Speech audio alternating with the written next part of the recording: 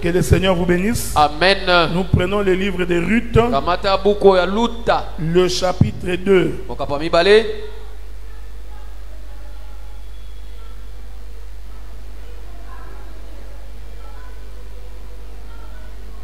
Nous allons lire une écriture d'abord là-bas. Le verset 7. Elle a dit, permettez-moi de glaner et de ramasser des épis entre les gerbes.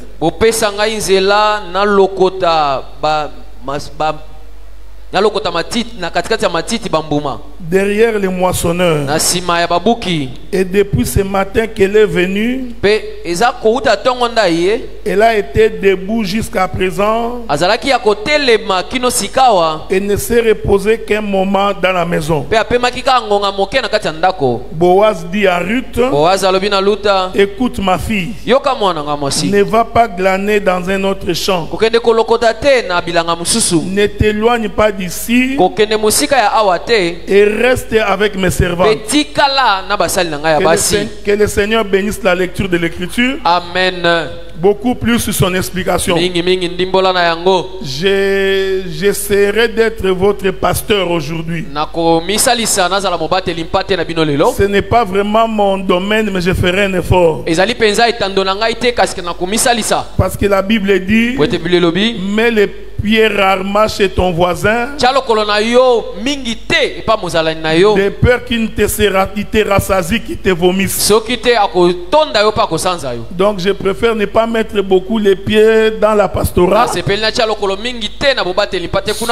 sans quoi les pasteurs vont me chasser. Mais en réalité cette écriture concerne Jésus,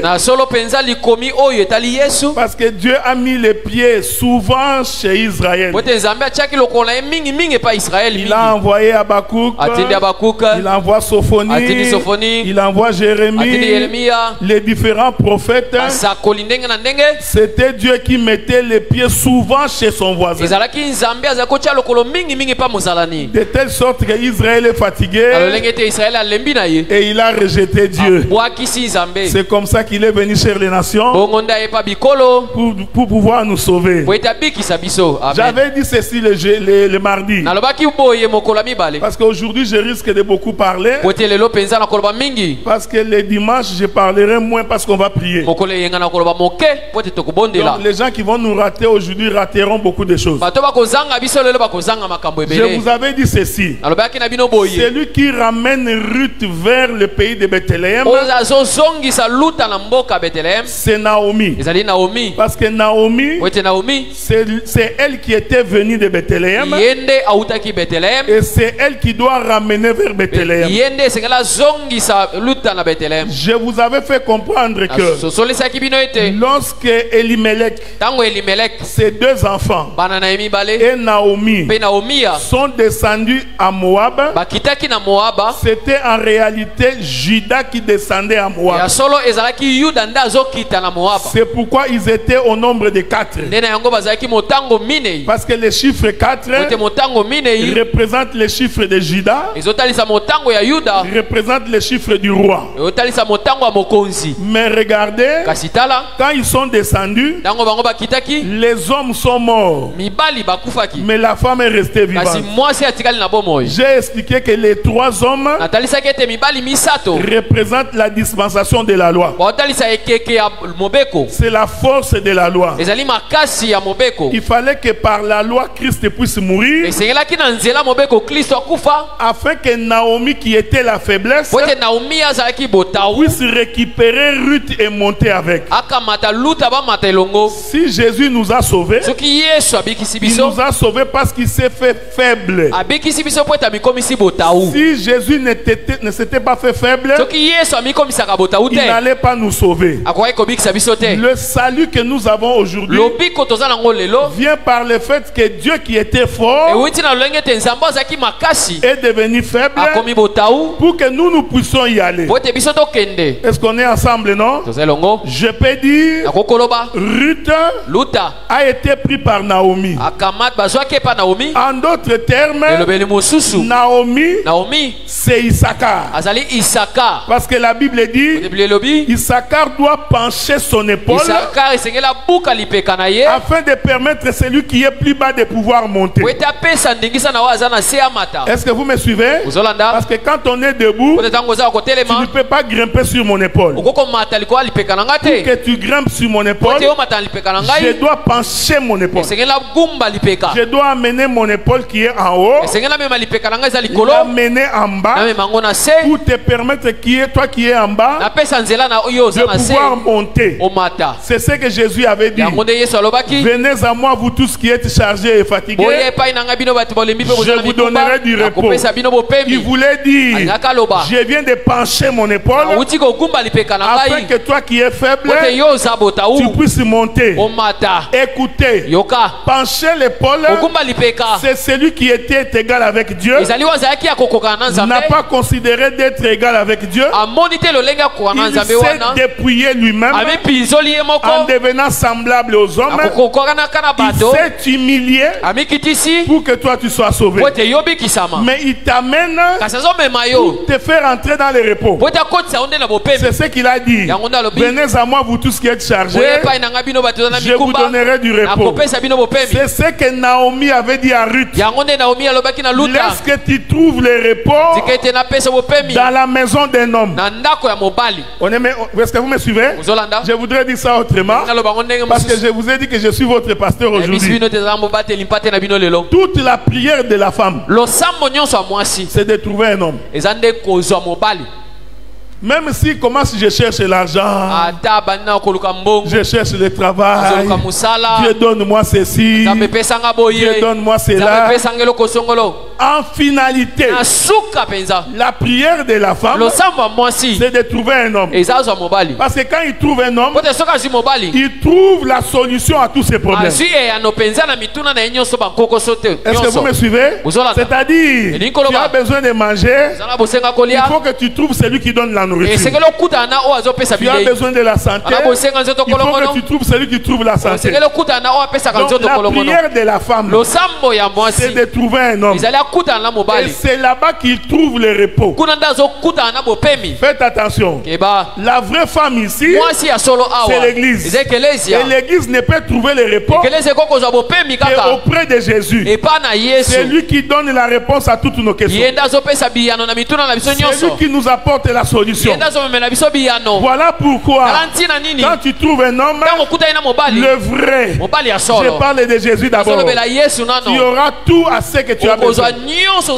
Ça c'est la prophétie. Mais naturellement comme ça, dans la doctrine aussi, la femme, pour qu'elle soit en sécurité, elle a besoin d'un mari. Maintenant, le problème c'est que il faut que le mari assure à la femme le repos. Amen. Mais pour assurer le repos, il faut avoir tout ce qui permet à la femme d'avoir le repos. Voilà pourquoi j'avais dit, quand on est un pauvre, tu ne peux pas hériter le royaume de Dieu. Ici, faites attention, parce que je voudrais dire que celui qui est riche doit assurer le repos à la femme. Si tu es un frère, tu veux te marier, il faut que Dieu te donne la capacité de prendre la femme en charge. Parce que la femme est une charge.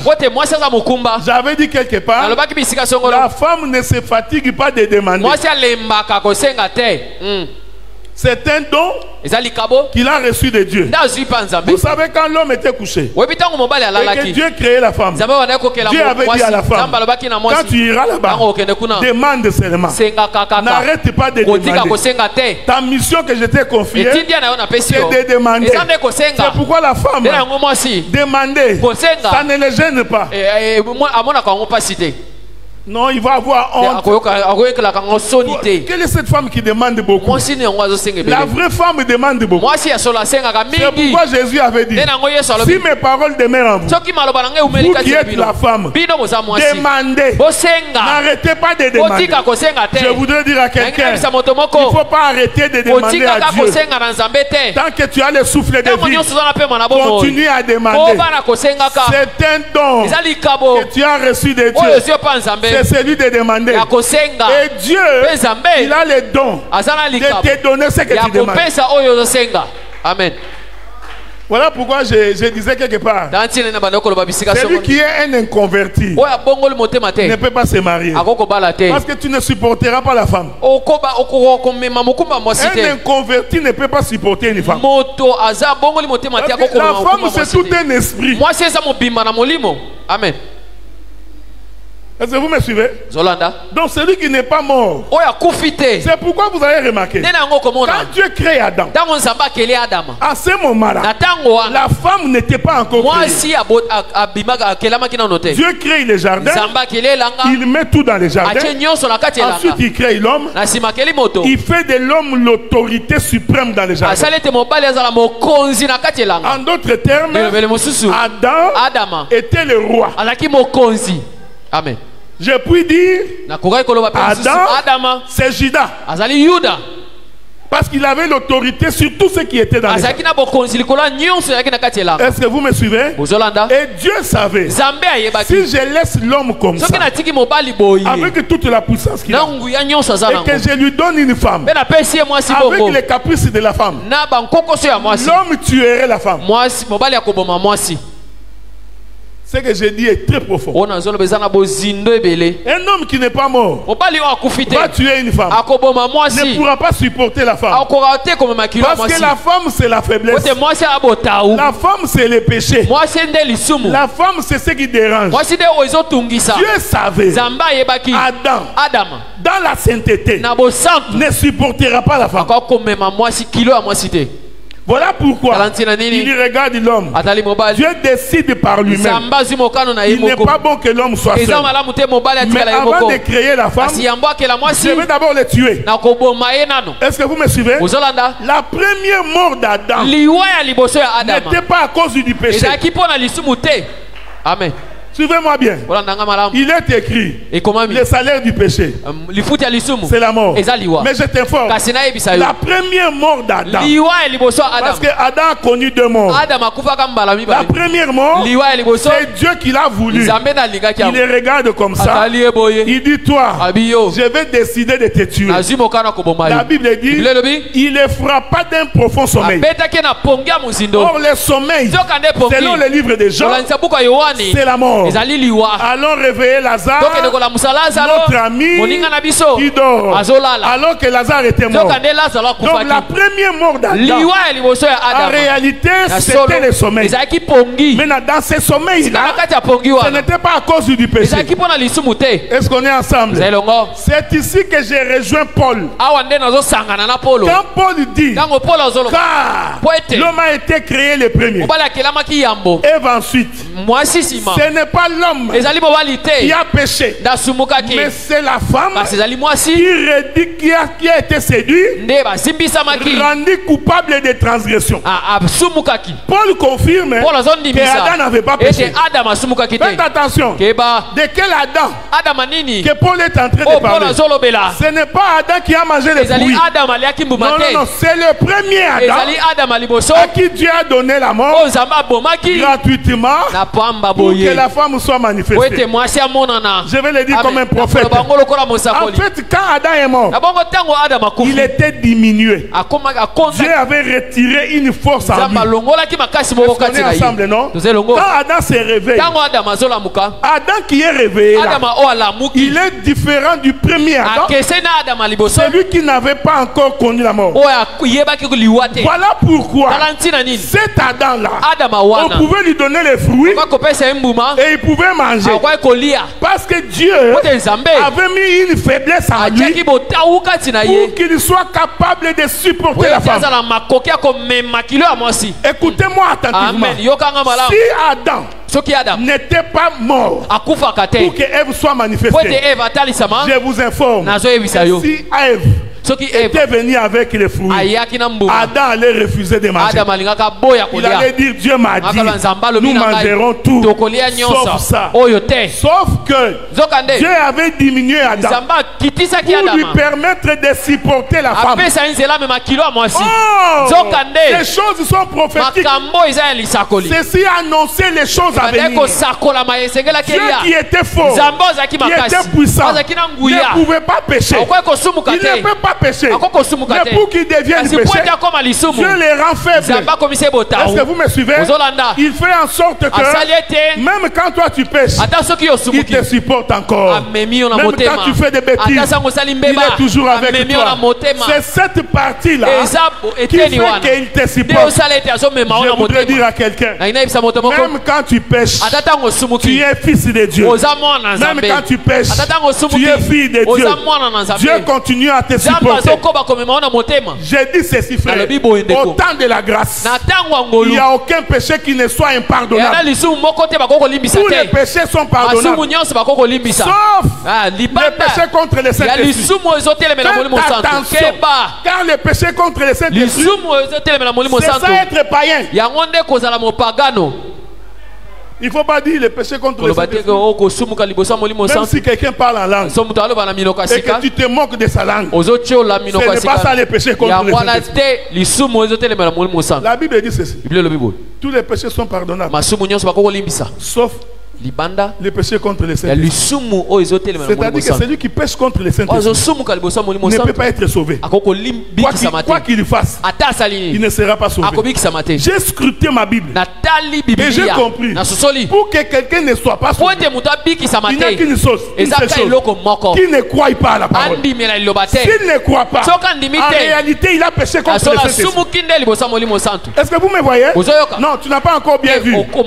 Jésus dit ceci: baptisez-les, enseignez-les, ensuite ils recevront les dons du Saint-Esprit.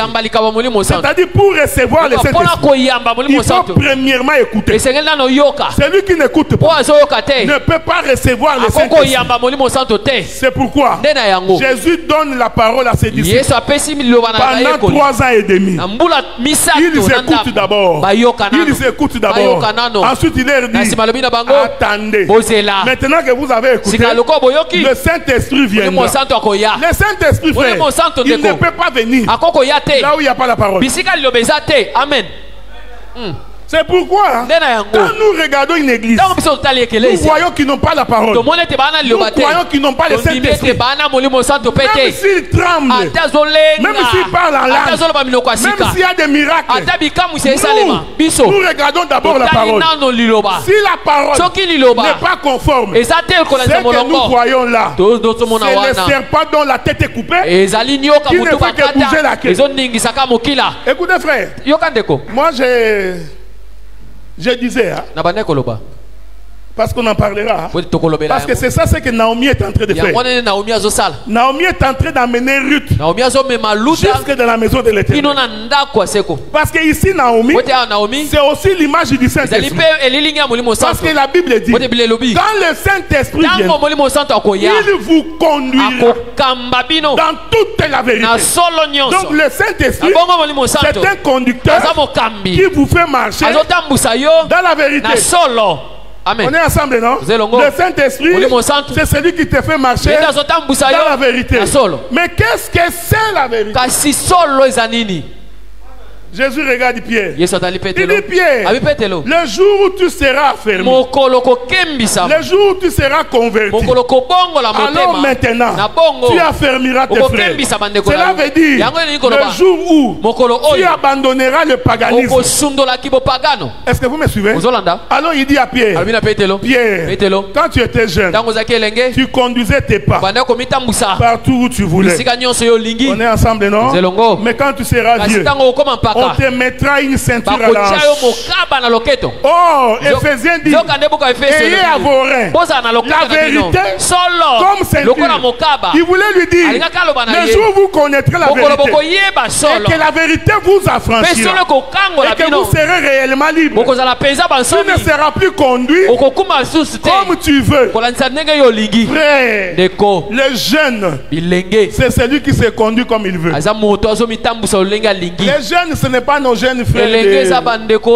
Non, tout celui qui se conduit par lui-même, même s'il a 70 ans, c'est un jeune. Même s'il a la barbe blanche, je vais le dire autrement, tout inconverti, quel que soit son âge, est un jeune. C'est pourquoi, quand ils sont sortis de l'Égypte, l'Écriture dit, ils avaient tous à la main un bâton.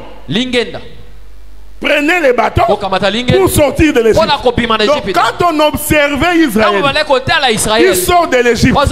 C'était une assemblée de vieillards. Tout le monde sur un bâton. Mais écoutez frère, mais c'est quoi les bâtons? Un jour, Jacob, fouillant son frère, il croise l'Éternel. Il commence la bagarre la nuit. Un homme qui se bat avec Dieu. Nous croyons que si tu n'es pas de l'évangile éternel, ça là tu ne peux pas expliquer. Comment un homme peut combattre avec Dieu? Ils se battent. Ils se battent. Et Dieu commence à les supplier. Jacob, please, laisse-moi partir. Le Dieu du ciel, créateur de toutes choses, qui commence à supplier, il dit, Jacob, laisse-moi partir. Est-ce qu'on est ensemble, non? Cet homme s'appelait Jacob. Il a volé la bénédiction de son frère. Avant d'aller dans l'interprétation, il a volé. D'ailleurs, le nom Jacob veut dire celui qui trompe. La bagarre se passe toute la nuit. Oh, j'aime ces choses. C'est pourquoi, quand Jésus monte sur la croix, en réalité, c'était le combat de Dieu avec Jacob. Et ce combat doit se passer la nuit. Les ténèbres doivent s'abattre pour que personne ne voie. Qu'est-ce qui se passe là? Quand quelqu'un rencontre Dieu, nous ne sommes pas là. Personne ne verra. Mais le matin, nous aurons le témoignage que cet homme a rencontré Dieu. Ta manière d'être, ta manière de vivre va nous prouver tu as été avec lui.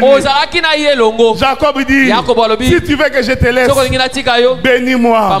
Ah, si c'était le prédicateur d'aujourd'hui, si c'était le prédicateur d'aujourd'hui qui rencontre Dieu et Dieu demande à Dieu, bénis-moi, il va s'attendre que Dieu lui donne des maisons, des voitures, beaucoup d'enfants. Jacob dit, Éternel Dieu, bénis-moi. Non, non, quelque chose ne va pas. Il a été béni par son père. Pourquoi demande-t-il encore une bénédiction? Parce que Jacob, il a donné la nourriture à son père. Son père l'a béni. Son père a dit à Esaü, je n'ai plus rien. Toute la bénédiction, j'ai donné à Jacob. C'est que quand Jacob partait, physiquement comme ça, il avait la bénédiction de son père. Mais pourquoi demande-t-il encore à Dieu de le bénir? Ah, j'ai compris. Ça, c'est une autre bénédiction. Et l'Écriture dit, pour que Dieu puisse bénir Jacob, il le frappa à l'embouchure. Oh, l'embouture, c'est là où on met la ceinture. Est-ce que vous me suivez? Oh, l'embouture, c'est l'endroit où on met la vérité. Amen. C'est pourquoi un jour, j'ai dit à Job, mets ta ceinture, je te poserai des questions. Toi, tu vas m'instruire. Pour l'instruire, il faut que tu aies une ceinture. C'est la ceinture qui prêche dans la vérité. Il prend Jacob, il dit je vais te bénir. Il brise l'embouchure. C'est-à-dire, là où il y avait les mensonges, ça doit être brisé. Là où il était menteur, j'ai compris. La vraie bénédiction, c'est un homme brisé. La vraie bénédiction, c'est un homme qui a été frappé par Dieu. Moi, j'ai la confession que pour que je crois que tu es converti, c'est lorsque la manière dont tu réagis face à la difficulté. Quand on t'insulte, comment tu réagis? Quand on te critique, comment tu réagis? C'est là que tu peux te dire en toi-même, j'ai rencontré Dieu. Il y a des hommes de Dieu, dès qu'on les insulte, il est prêt à maudire tout le monde. Ne blague pas avec moi, je suis un homme de Dieu. Je suis un ouin. Si tu blagues, tu verras. Un homme de Dieu. Non. Même si on est insulté, ça ne fait rien. Nous croyons que Dieu est vivant. Il justifiera la cause de tout un chacun. Boxeur, né boxeur, seulement s'il monte dans le ring. S'il n'est pas encore dans le ring, il va beaucoup parler. Tu vois, moi, je peux boxer. Mais dès qu'il monte dans le ring, premier coup, il tombe. Non, tu es converti, Dieu va te mettre à l'épreuve pour prouver que tu es converti. Écoutez, dès qu'il est brise, il doit changer son nom. Est-ce que vous me voyez? C'est-à-dire que les noms des païens qu'il avait, il va prendre les noms d'un enfant de Dieu. Ce n'est pas ce que nous voyons aujourd'hui. Ton papa t'a donné le nom de Matungulu Bernard. Tu as grandi, tu deviens pasteur, tu changes de nom, tu deviens Jérémie. Tous les hommes de Dieu qui changent de nom, qui prennent des sobriquets, oh non, moi je deviens Nephtali, moi je deviens Issachar. Donc nous on l'a connu comme Matungulu. Il grandit, il devient apôtre, oh, il est devenu prophète Jean. Ce sont des aventuriers. Ne prenez pas le cas de Jacob. Jacob c'était une autre histoire. C'était un peuple païen qui devenait chrétien. Voilà pourquoi on doit changer son nom. Est-ce que vous me voyez? L'écriture dit, c'est à ces jours-là, depuis ce temps-là, que Jacob prit une canne, commença à marcher avec une canne. Pourquoi? Dieu l'avait brisé et il a changé sa démarche. Quand quelqu'un croise Dieu, s'il avait une première démarche, il marchait comme ça, comme les petits d'aujourd'hui. Mais quand il croise Dieu, Dieu doit briser d'abord pour que tes pieds changent la manière de marcher. Est-ce que vous me voyez? Quand on brise ici, l'effet premier c'est tes jambes. Si on te brise ici, l'effet premier, c'est tes jambes. Tu auras des difficultés pour marcher. J'ai compris.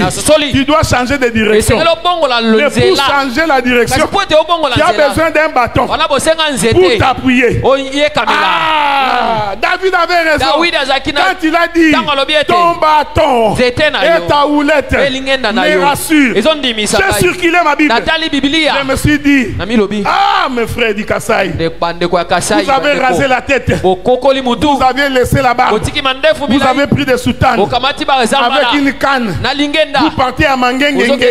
Nous sommes en prière parce qu'il est écrit dans la Bible, ta houlette et ton bâton me rassurent. Voici des insensés qui ne comprennent pas les Écritures. Ton bâton me rassure. J'ai fouillé ma Bible, j'ai trouvé une écriture qui dit la foi est une ferme assurance des choses qu'on espère. J'ai compris, les bateaux qui assurent, c'est la foi.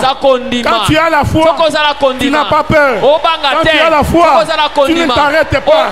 Quand tu as la foi, tu avances parce que Dieu est avec toi. Ne promène pas les regards inquiets. Ne sois pas dans les troubles. La foi nous rassure. C'est ce qui nous fait marcher jusqu'à ce que nous arrivions. Mais pourquoi je suis allé là pour te dire, Ruth, c'est la foi.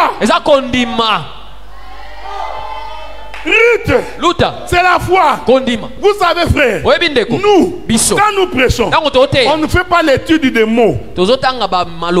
Tu cherches foi, partout.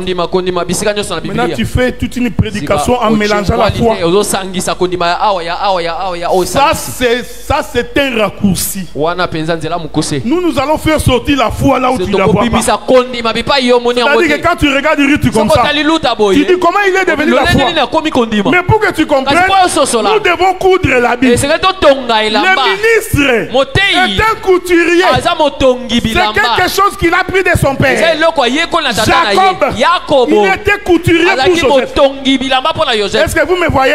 Ruth, c'est la foi qui Naomi, c'est la foi qui assure Ruth que tu vas arriver à destination. Ruth était en paix. Tant que Naomi était là, il savait qu'il neige, qu'il pleuve.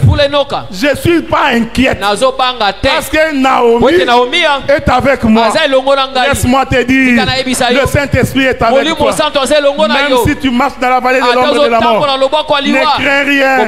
Même s'il y a des difficultés, ne crains rien. Même si tu manques, ne crains rien. Naomi est avec toi. Il va t'amener jusque là-bas. Amen. Touchons ça autrement. Un jour, Abraham regarde Isaac. Je suis en train de chercher Naomi. Je suis en train de fouiller Naomi dans toute la Bible. Naomi, nous allons te retrouver partout où tu te caches. Partout où tu es caché, Naomi. Même si tu es dans les bagages, même si tu as mis un voile, nous allons te faire sortir. Un jour, Abraham regarde. Il regarde son fils, Isaac.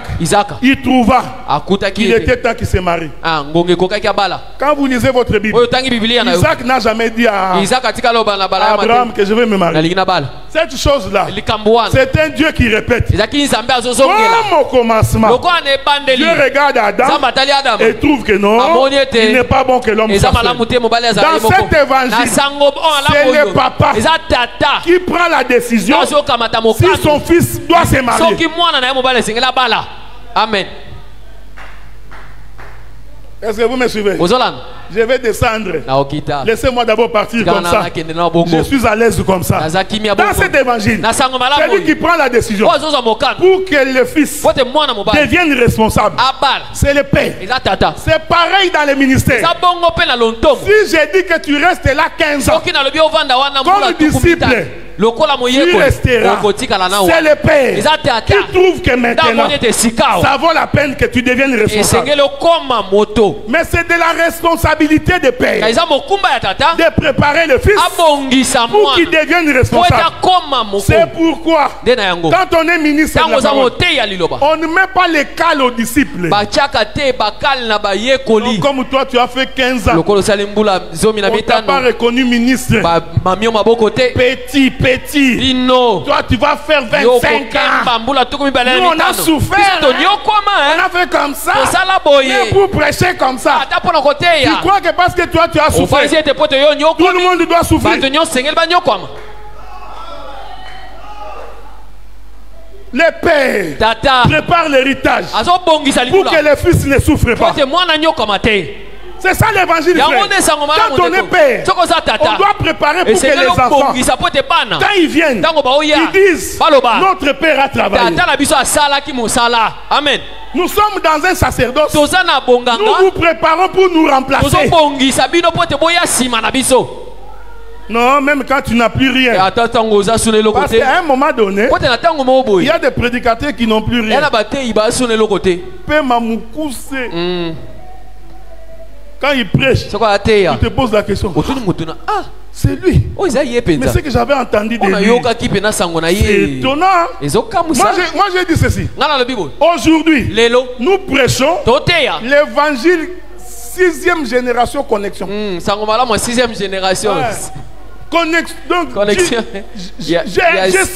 On est à G6. la vitesse de connexion, frère. Si tu es en retard, c'est ton problème. Ce n'est pas moi. C'est Daniel. Prends ces choses. Cache-les. Les jours à venir, la connaissance augmentera. Les années qui viendront, vous devez prêcher plus que nous. Est-ce que vous suivez ça? Les fils doivent prêcher plus que les pères. Parce que les pères doivent prendre la retraite pour que les fils continuent. Ah, j'aime ma Bible, sœur. Quand ils étaient chez Jacob, Jacob était le père de Joseph. Mais quand ils sont arrivés en Égypte, Joseph est devenu le père de Jacob. Il dit, je vais te loger, je vais te nourrir, moi je vais t'enterrer. Que la paix de Dieu soit avec vous. Quand David, parce que toi tu as l'habitude de dire, donnez-moi des témoins. Je vais donner un deuxième témoin.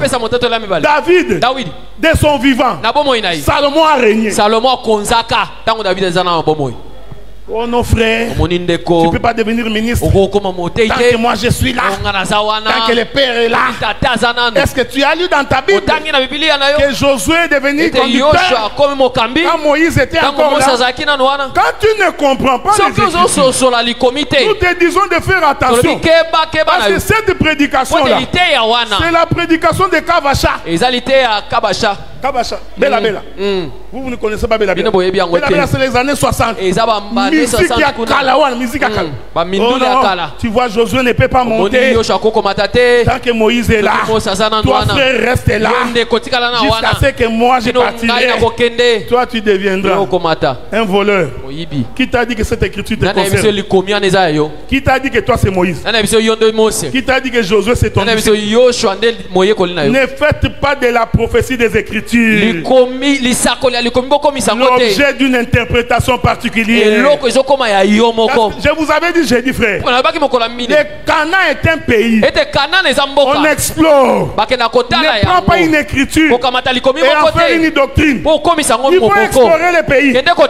J'ai vu dans ma Bible, David assis, Salomon dirige. Non, tu vois, nous sommes les pères. Quand le père est là, le fils ne peut pas diriger. Si la grâce est sur le fils, il faut envoyer le fils. Vous savez, hein, nous on a l'habitude, quand je vois que tu as un don, j'ai besoin que tu viennes. Parce que ton don va me servir. Donc quand vous avez des bons chanteurs, des bons prédicateurs, il faut les encourager. Parce que la promotion des fils fait la gloire du père. Mais comment un père commence à avoir la jalousie pour son propre fils? Est-ce que vous me suivez? Regardez. Donc Naomi, nous sommes en train de le chercher. Alors nous sommes allés chez Abraham. Abraham appelle son serviteur. Il dit, je trouve que Isaac doit se marier. Pourquoi Abraham disait ça? Parce que Abraham avait déjà tout préparé. Il y avait déjà de la richesse. Tout comme Dieu l'avait fait pour Adam.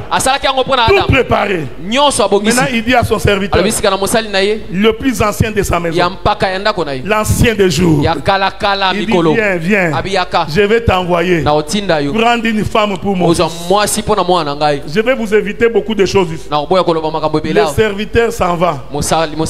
Il croise Rebecca.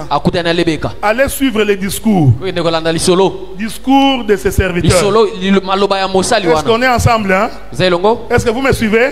N'oubliez pas, Elimelech, ses deux fils et Naomi sont descendus dans le pays de Moab. C'est le serviteur le plus ancien qui descend.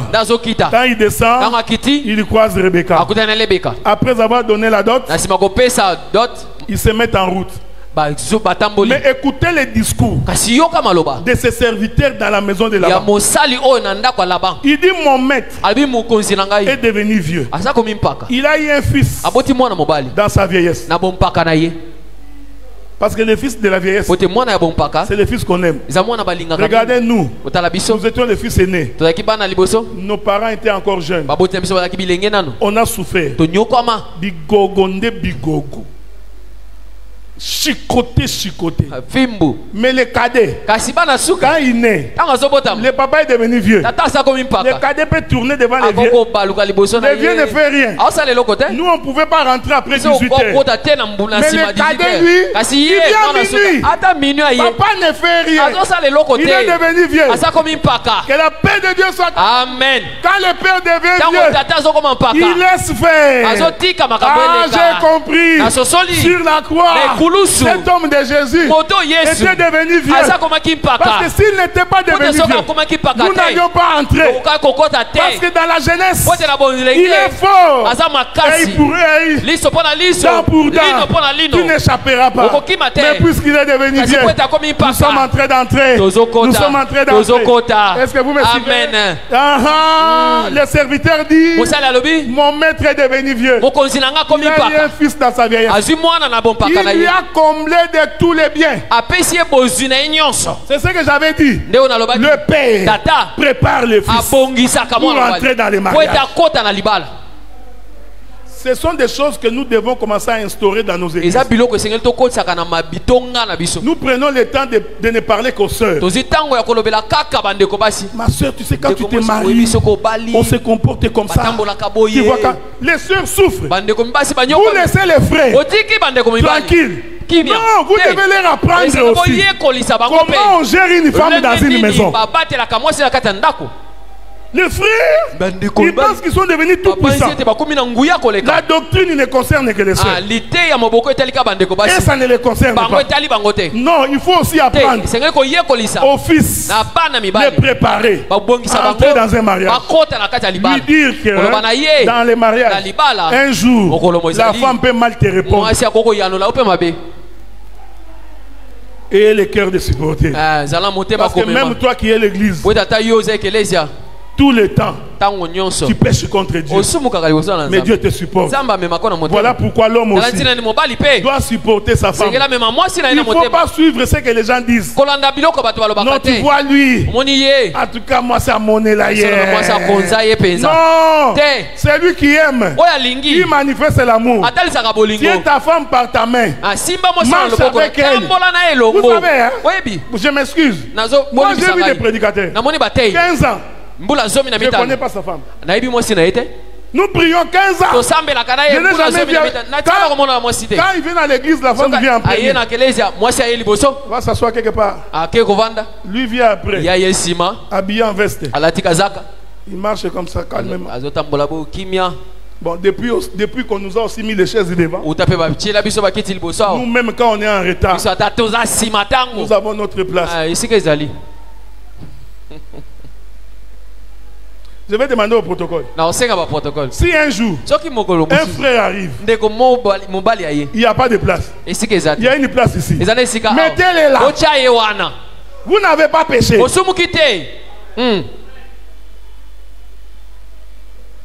Vous savez, Judas avait dit, si je ne l'embrasse pas, vous allez arrêter Pierre. Donc si on entre ici, où est le pasteur? Mais si le pasteur était là-bas, il pouvait sortir calmement.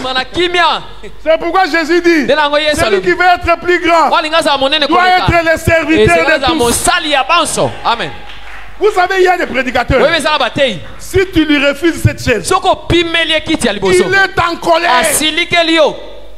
Je suis apôtre. Je ne peux pas m'asseoir n'importe où. Et il y a même des apôtres, surtout les apôtres. Les apôtres, même dans les fêtes d'autrui, on t'invite dans la fête d'autrui. Ce n'est pas l'église, c'est la fête d'autrui. Tu viens, on te dit assis-toi là. Non. Toi tu penses que comme tu te mets ici à l'église, dans la fête aussi, on doit te mettre devant. Oh, il m'a négligé, il m'a mis avec les enfants. Non, c'est la fête, frère. C'est la fête d'autrui. Toi, tu veux être apôtre même dans la fête. Donc, il est là toujours comme ça. Moi, j'ai vu comme ça quelqu'un. Il boude. Il doit vibrer quand la porte. Mais, Vanda, rien. Et puis quand il passe là, tout le monde doit voir. L'apôtre. Thomas. L'apôtre. Thomas. Écoutez. Yoka. Naomi va conduire Ruth. Il est conduit jusqu'à Bethléem. C'est ce que les serviteurs les plus anciens de la maison d'Abraham, quand il marchait avec Rebecca, il n'a pas parlé d'autre chose. Il ne parlait que d'Isaac. C'est pourquoi, lorsque Rebecca a vu Isaac, réalisant ce qu'on lui avait dit, c'est comme ça qu'il posa la question: qui est cet homme qui vient devant nous? Parce que dans ce qu'on lui avait dit, il a retrouvé les caractéristiques chez Isaac. Le ministre de la parole, quand il prêche, il ne peut parler que de Jésus. Il ne peut pas nous parler de lui. J'étais à Mbujimaï, après à Bounia. Moi j'ai fait ceci. Je suis un homme de Dieu. On n'a pas besoin de ça. Si tu veux nous dire ça, attendez-nous. Quand tu auras quitté la chair, nous allons nous asseoir là-bas. Expliquez-nous ces choses. Mais ici, l'épouse n'a besoin que d'écouter ce qui concerne son mari. Le ministère de la parole, ce n'est pas prêcher autre chose. L'église n'est pas ta femme. Vous savez, il faut avoir du respect pour ces gens. Les gens pour qui Jésus a donné de sa vie. Même quand tu parles, il faut avoir la manière de parler. Même quand tu fais des remarques, il faut faire la différence. Ça, c'est un papa. Il est même plus âgé que toi. Même si tu es ministre, j'ai vu des ministres, il envoie une maman amener un seau d'eau dans la douche pour que lui aille se laver. Tu es impoli. Qui t'a dit que parce que tu es ministre, tu dois envoyer une femme et tu envoies la femme d'autrui? Les ministères ne te donnent pas le droit de commander la femme d'autrui. C'est la femme d'autrui. Si on a le Saint-Esprit, on respecte la femme d'autrui. On ne la touche pas comme son ami. Ma soeur, c'est pas ta soeur, c'est la femme d'autrui. Les serviteurs les plus anciens ne parlaient pas d'autre chose. Ils ne parlaient que d'Isaac pendant qu'il marchait. C'est pourquoi Philippe avait dit: montre-nous le Père. Cela nous suffit. Tout ce que tu racontes là, c'est bien. Mais où est le Père? Ruth. Ramener Naomi ramener Ruth jusqu'à Bethléem. Est-ce qu'on est ensemble, non? Oh, Ruth, non, Naomi, c'est aussi l'ombre du Saint-Esprit. Jésus a répondu, il dit: je m'en vais vers le Père, je vous enverrai le Saint-Esprit. Quand il viendra, il ne parlera pas de lui-même. Il a dit, le Saint-Esprit, quand il vient, il ne peut pas parler de lui. Il prendra ce qui est à moi. C'est ce qu'il vous dira. Mais quel est le Saint-Esprit que tu as? Quand tu es devant le peuple, au lieu de parler de Jésus, tu parles d'autre chose. Tu parles de ta femme, tes enfants, de tes voyages. Si tu en as besoin, demande un temps de témoignage. J'ai vu des prédicateurs, au lieu de prêcher, ils commencent à témoigner. Non, quand on t'invite à prêcher, prêche. Toi tu viens. Bon, avant de prêcher, j'ai d'abord un témoignage. Bon, c'est bon. Vous savez, quand j'ai voyagé, les frères commencent à témoigner. Comme les prédicateurs se parlent beaucoup, le témoignage prend 40 minutes. Après il vous dit: ah, je n'ai plus le temps, j'avais beaucoup de choses à dire. Le Saint-Esprit, quand il viendra, lui, il ne parlera pas de lui-même. Jésus a dit: vous sondez les Écritures, vous pensez trouver en elle la vie. Dans les Écritures, il est question de moi. Dans la Bible, frère, il est question de Jésus. C'est pourquoi Hébreu dit: tu n'as voulu ni sacrifice ni holocauste. Tu m'as fait un corps. Voici, je viens. Dans le rouleau du livre, il est question de moi. Avant de nous associer à l'héritage, il faut d'abord relever Christ, l'homme le plus élevé. Une fois qu'il est élevé, nous allons suivre. Il marche. Et ils arrivent dans le pays de Bethléem. Écoutez maintenant. Quand ils arrivent là-bas, Naomi va dire à Ruth, tu peux aller glaner. Quand il va glaner, il va glaner dans les champs de Boaz. Est-ce qu'on est ensemble, hein? Je voudrais vous rappeler que Boaz et la parenté, non, ils sont parents d'Elimelech. Est-ce qu'on est ensemble? Amen. En d'autres termes, Boaz est de la tribu de Juda. C'est très important.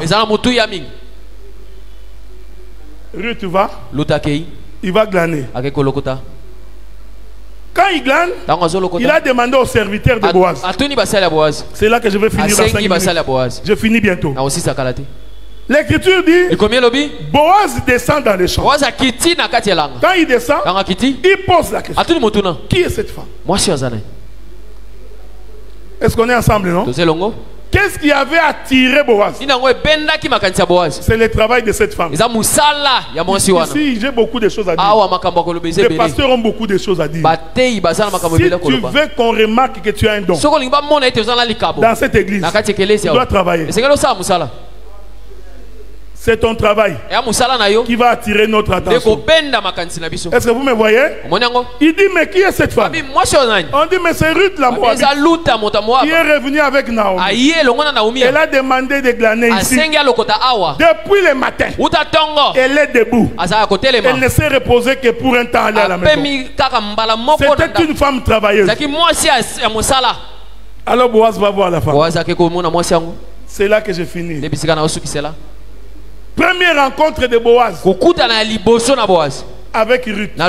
N'oubliez pas que ce que nous voulons expliquer, c'est l'extrémité des champs de Boaz. C'est là qu'on va finir dimanche. Mais aujourd'hui, Boaz dit ceci. Il dit, Ruth, ma fille. Est-ce qu'on est ensemble, non? C'est le verset qu'on a lu. Boaz a appelé Ruth sa fille. Mais c'est étonnant parce que cette Ruth-là va devenir sa femme. Alors nous avons un problème. Comment la fille devient la femme? Je veux que tu me suives bien parce que nous voulons expliquer des choses. Quand Boaz appelle Ruth, elle dit ma fille. Mais quand ils vont se retrouver à l'extrémité des champs, la fille va devenir la femme. Est-ce qu'on est ensemble? Vous croyez que c'est par hasard? Non. Il y a une écriture. Un jour, Adam marchait. Pendant que Adam marchait, je vous avais dit que Adam, c'est Judas, c'est les lions. Pendant que Adam marchait, quand Dieu regarde Adam, en réalité dans le ventre d'Adam, Dieu avait vu Eva. On est ensemble, non? Suivez-moi attentivement. Dans le ventre d'Adam, Dieu avait vu Eva. Maintenant regardez, au lieu de rassembler la poussière de la terre pour créer Ève, comme il avait créé Adam, qu'est-ce que Dieu fait? Il prit Adam, il ouvrit sa côte, il fit sortir la côte. En d'autres termes, Adam venait de donner naissance à un enfant. Amen.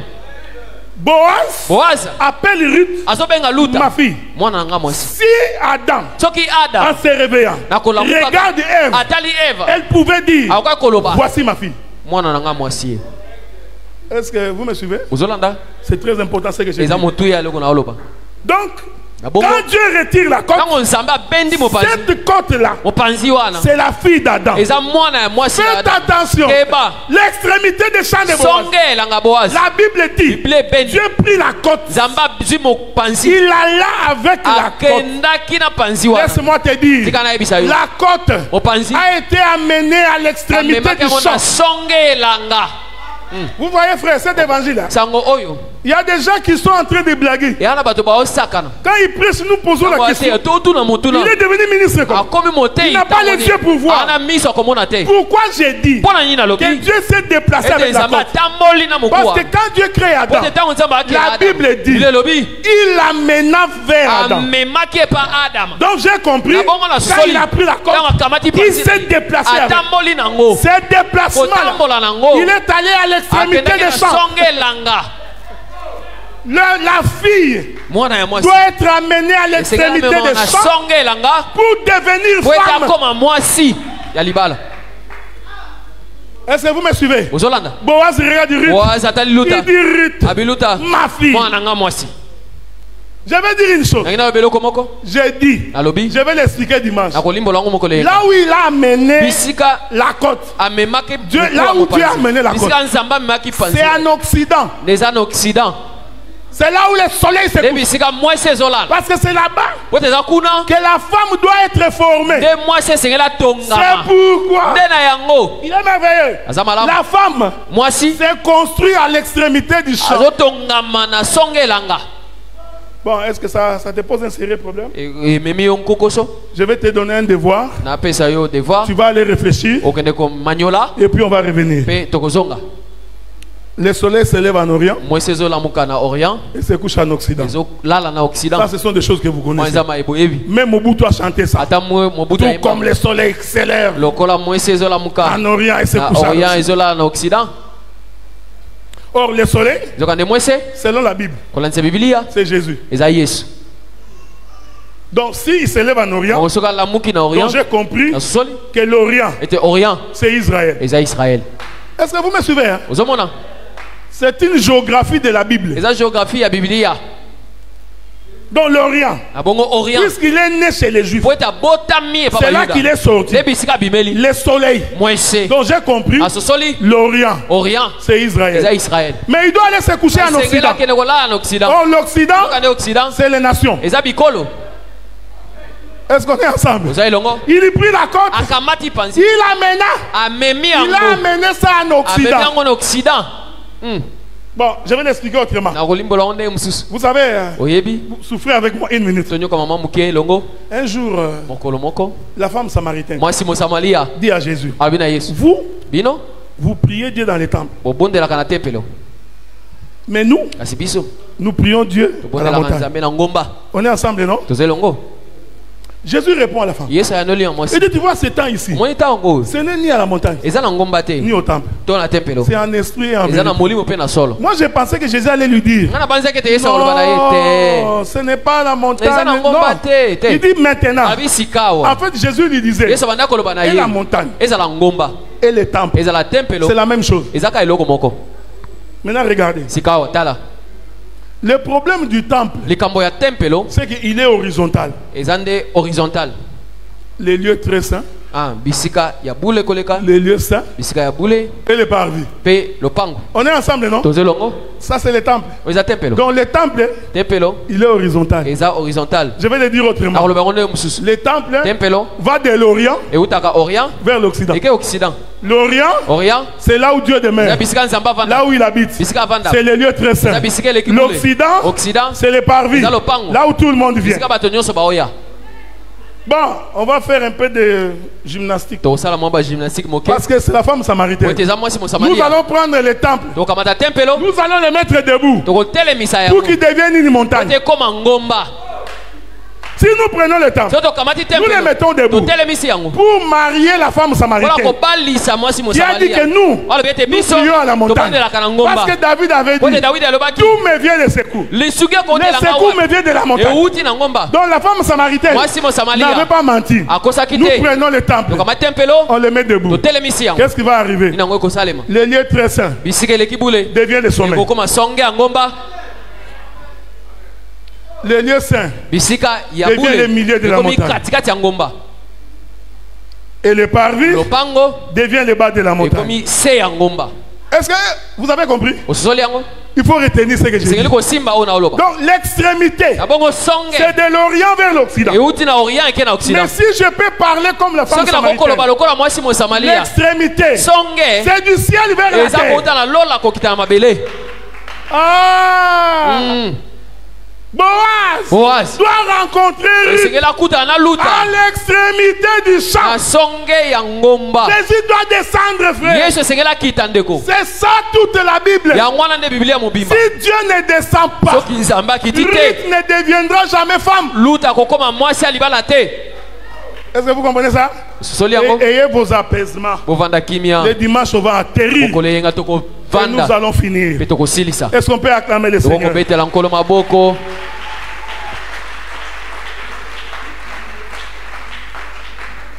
Mettons-nous debout.